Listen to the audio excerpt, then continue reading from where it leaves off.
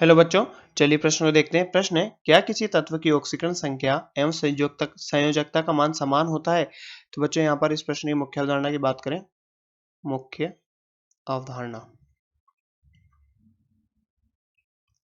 तो बच्चों मुख्य अवधारणा में बात करें कि ऑक्सीकरण संख्या और संयोजकता में क्या क्या होती है बच्चों। तो ऑक्सीकरण संख्या क्या होता है बच्चों? ऑक्सीकरण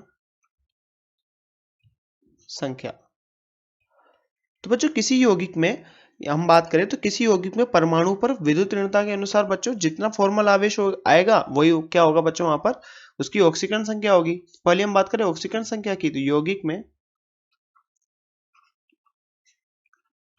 परमाणु पर उपस्थित फॉर्मल आवेश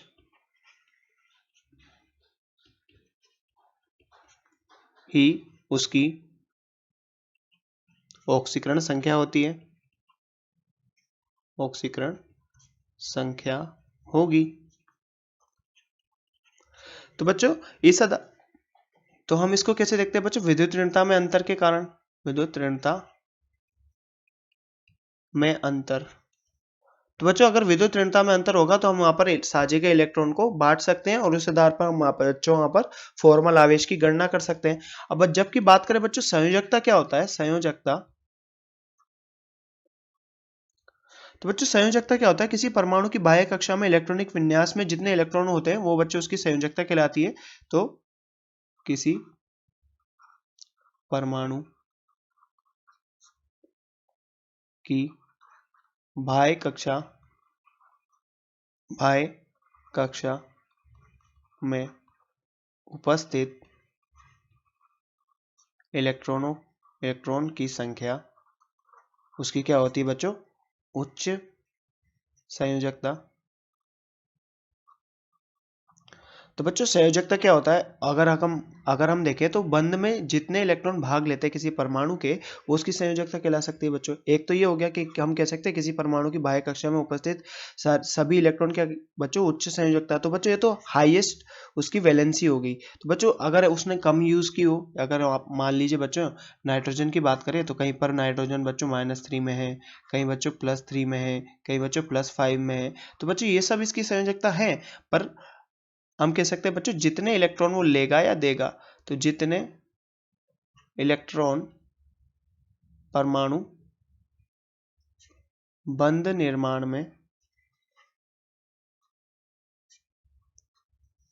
ग्रहण करेगा या साझा करेगा, वही उसकी बच्चों क्या होगी? संयोजकता। तो बच्चों इस आधार पर हम कह सकते हैं कि ऑक्सीकरण संख्या और संयोजकता अलग अलग होती है किसी परमाणु के लिए। उदाहरण के लिए अगर हम बात करें तो बच्चों यहाँ पर क्या है? H2 में बच्चों हाइड्रोजन के मध्य एकल बंध है और एकल बंध में बच्चों एक एक साझा किए गए इलेक्ट्रॉन है। अब बच्चों इनकी विद्युत ऋणताओं में अंतर नहीं होता, तो बच्चों हम समान रूप से यहाँ पर इलेक्ट्रॉन विभाजित करेंगे। तो बच्चों स्वयं का इलेक्ट्रॉन इसके पास ही है, तो बच्चों यहाँ पर कोई आवेश नहीं आएगा। और यहाँ पर फॉर्मल आवेश कितना होगा बच्चों? फॉर्मल आवेश 0।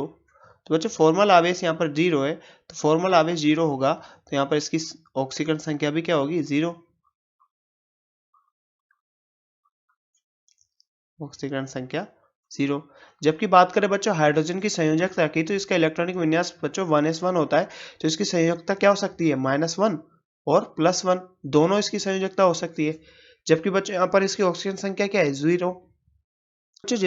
बच्चों जैसा कि हमसे प्रश्न में पूछा गया था, क्या किसी तत्व की ऑक्सीकरण संख्या एवं संयोजकता का मान समान होता है? तो बच्चों नहीं, संयोजकता और ऑक्सीजन संख्याओं का मान भिन्न भिन्न भी हो सकता है और समान भी हो सकता है। हर वक्त समान हो बच्चों ये जरूरी नहीं होता, क्योंकि संयोजकता बच्चों वेरिएबल होती है, बदलती रहती है।